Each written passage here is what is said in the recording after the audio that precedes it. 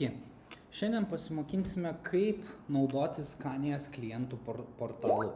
Taigi patenkame adresu klientams.skanijas.lt ir štai čia galime išsirinkti kalbą, kurią norime prisijungti. Tai šiuo atveju jungiamės lietuvių kalba.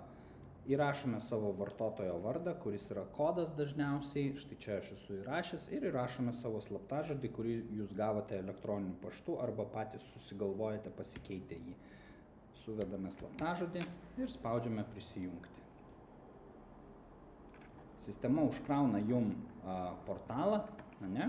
Ir šitoje vietoje portale galite peržiūrėti bilietus, išsifiltruoti visus ir čia galite keisti projektą, ne? Tai šiuo atveju, tarkim, pasiėmame ASCO projektą, pasirenkame statusą, ne? Štai čia, tarkim, vykdomas norėtume atsifiltruoti ir išsifiltruojame.